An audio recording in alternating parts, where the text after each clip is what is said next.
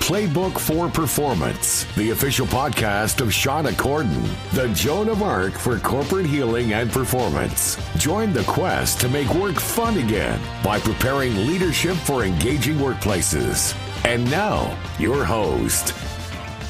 Hello, everybody, and welcome to another edition of the Playbook for Performance podcast. I'm your host, Shauna Corden.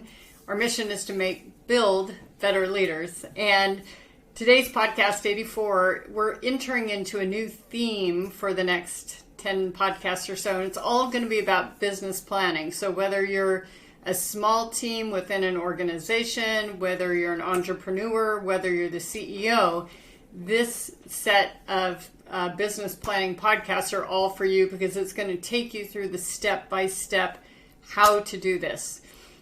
You're probably thinking, well, how does a coach know anything about business planning? Well, I did business planning for a long time for a Fortune 10 company. And in addition to that, have helped my clients who are running their own businesses with their business plans. And of course, I do my own. So let's get started. We're going to start with step one in the process, and that's really the values informing your vision. So as a leader, your whole job is to determine the vision and project it out to inspire the team. And you need to form your vision based on values. So how do you do that?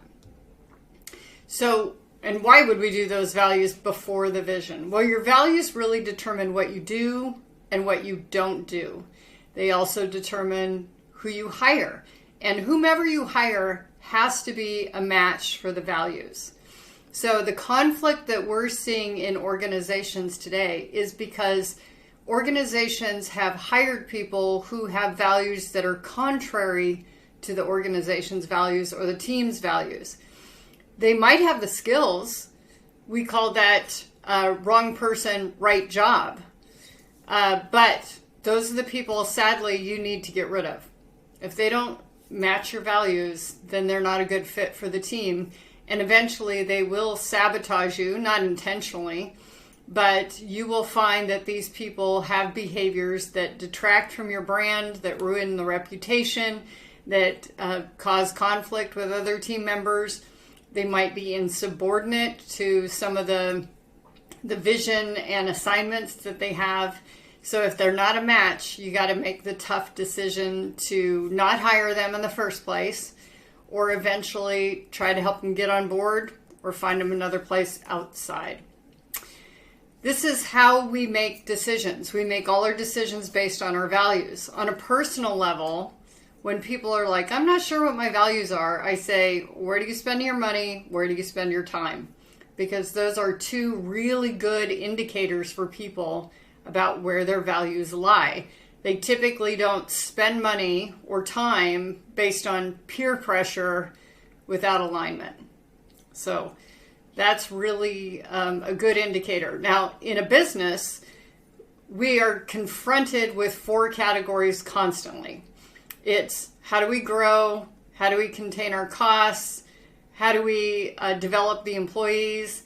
And what do we do for our customers? How satisfied are they? And you will have to make trade-offs constantly in having a successful business. And the way that you decide what you're going to do is going to be based on those values. Are you into deficit funding? Are you willing to leverage? Are you willing to merge talent? Are you willing to acquire? All those things are going to be based on your values. Now, there's a lot of mergers and acquisitions that happen in corporate space. A lot of them are not successful. Why? Not a values match. The organizations have operated very differently, and how they do the work they do, even though they might have done the same work before, is different, and so there's conflict. So you see a ton of turnover that happens when there's some kind of merger or acquisition. I'm not saying it can't be done, but it's difficult if you don't have a values match. This is really the shape and character of your organization. There were times when I ran a PMO and I'd have 2 really well-performing project managers. They were meeting expectations for scope, for budget, for timeline, yet Some of the people would love to work with one of them and hate working with the other one. Why? Because how they did things. And how they did things were based on their values. So if it was well-prepared, calm, really good communication, things like that, people felt pretty satisfied working with that project manager. If they felt like they were being thrown under the bus, they didn't trust the communication, everything was late or last minute, who wants to work with that guy? He's throwing you under the bus. So, again, this is how we do things is based on our values. It also helps form your brand. So if we compare commodities, whether it be coaching or anything else, often it's going to be about the brand and the values of that person that's delivering it. And it also helps you when times get tough to determine if something is really a fit for the focus of your company or your department or your business plan. So let's keep going here. So some examples that might be good for a team. These are ones that I'm a big fan of. Do the right thing. Sometimes it might not be in the procedures or something like that, but how do we do the right thing and have a win-win situation? That really came from Dave Packard. I grew up with that. I believe in the win-win situation. Growth mindset. Making sure that people are continually developing. Intuition, a lot of times we know what to do. We're just trying to pay a consultant to tell us what we already knew. So we had more confidence about it. Or we pull more and more and more data when we really needed to make the decision last week. So rely on your intuition. You can always course correct. And then passion. If you're not excited about it, if you're not enthusiastic about it, maybe not do it. So how does this apply when it comes to the organization? How are these kinds of values conveyed? Well, doing the right thing, taking care of employees, making sure that, they have healthy lifestyles, that their families are supported, things like that. With a growth mindset, we can make sure that we're continuing to develop people within the organization and we can promote from within. If we don't have a growth mindset, then we have to hire from the outside for upper level positions, and it may cause some resentment for those lower levels that never had a chance to grow and promote themselves within. Intuition, I said this earlier, don't spend too much with the data. I have found over the years presenting to execs that the more data you show, the more questions they ask. And then the more questions they ask, they don't trust the sources of the data. So they say, well, pull it from this, or I want to see this report again this way, etc. It's like, do you not know where this business is going? Can you not see the sales? Can you not see the costs? If we spend way too much time analyzing, we're really going to miss the boat. And our competitors are going to outpace us. And if we aren't enthusiastic about something, good idea to take a pass. If it's a customer that you think doesn't treat your employees well, even though it might be really lucrative, maybe they're not good for you. So think about those things. Again, these are just some example values and how those apply. So let's get into how to form the values. Well, if you haven't done this before, it's actually quite a fun process. It doesn't take a lot of time. These are not things that should be overly thought about. They should be things that are quite natural to you. We don't necessarily want them to be aspirational things. We want to be things that are very accessible to us. You do need to use a facilitator. You can't participate and facilitate it the next time. You can pick me. I'm available. And you can do it virtually. You don't have to do it in person. Are the company values present? So do you have something that's cascading down to you from your organization that you can piggyback on?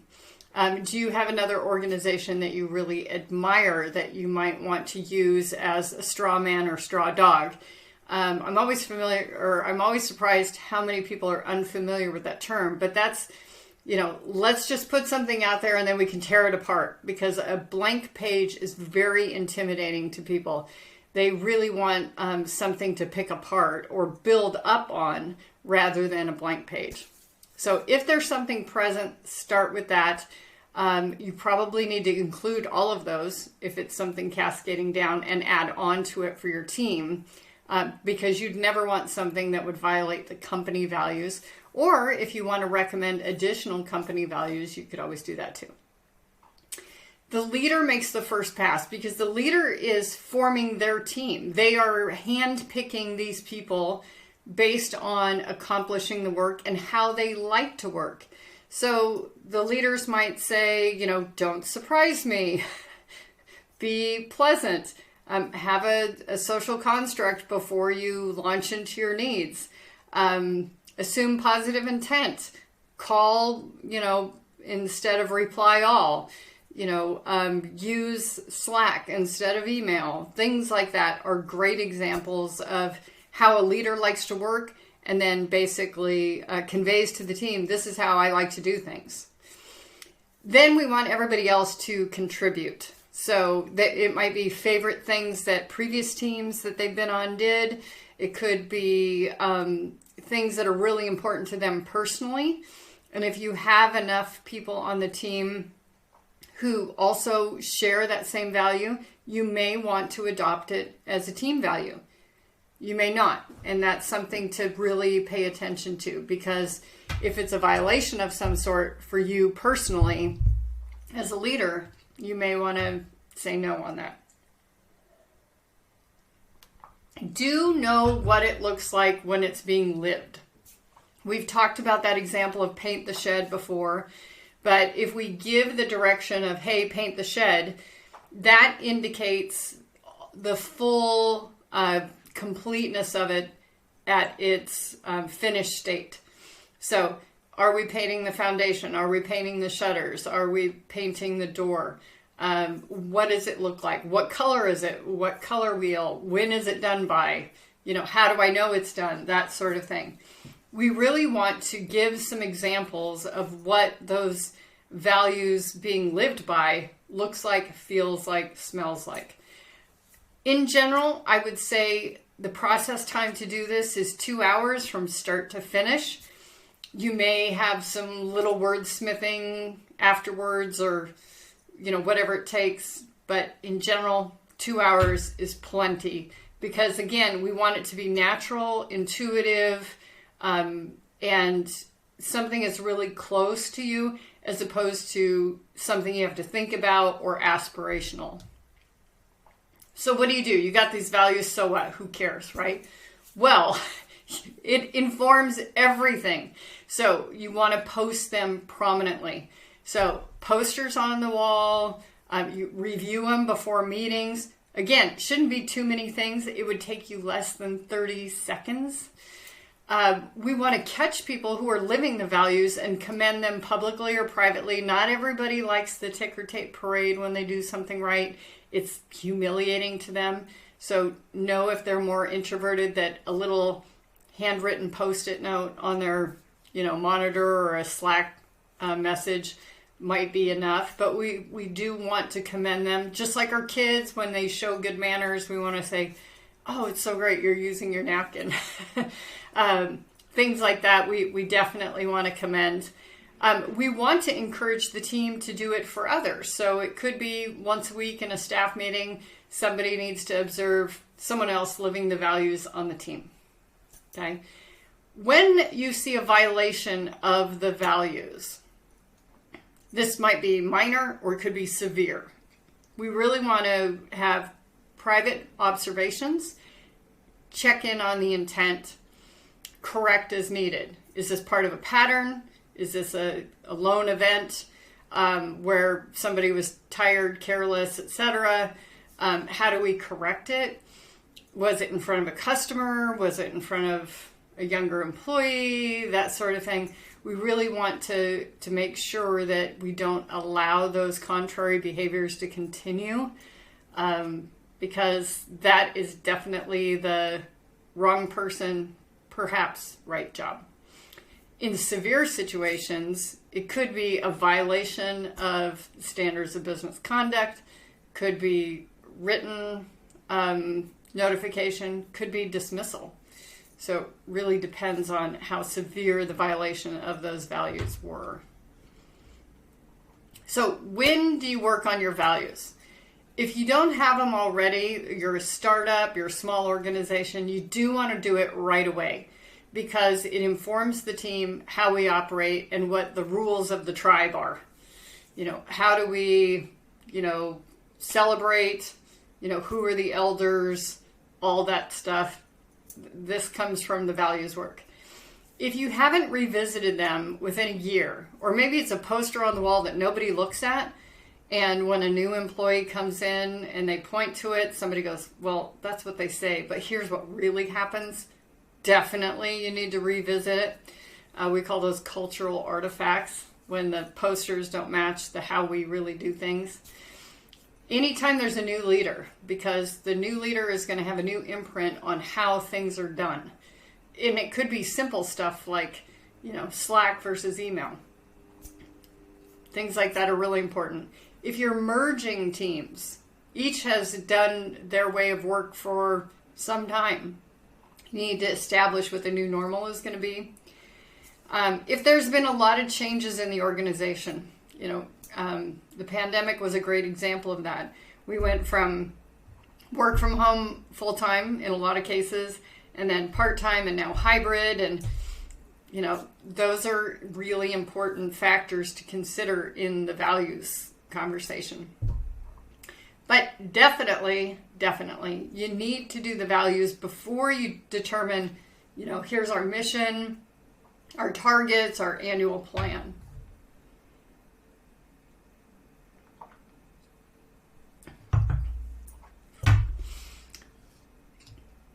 So that's our first pass, the first lesson in our business planning theme over the next couple months. Sorry about that. Don't forget, invite your friends. A rising tide lifts all boats. So whether you're a startup or you're a team in an organization, we want to make sure that you all have the chance to grow together. We do offer leadership coaching workshops in person and virtually. And we consult and mentor on growing a coaching culture, whether it's external coaching, internal coaching, or leaders with coaching skills, including the training for that. If you are an HR professional or you are affiliated with our HR activities, I'll be speaking at SHRM in Las Vegas in June. So please come see me. And I'll be speaking at the International Coaching Federation Conference Converge in Orlando in August. I hope to see you there. If you're watching on YouTube, please follow our channel. Don't forget to like or subscribe depending on the podcast platform. If you have questions, follow up on this.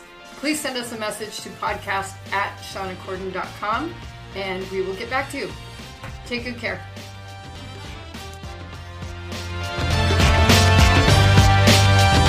Thank you for listening to Playbook for Performance. To learn more about Shauna Corden, her consulting programs and tools, please visit her website at shaunacorden.com and follow us on social media at Shauna Corden.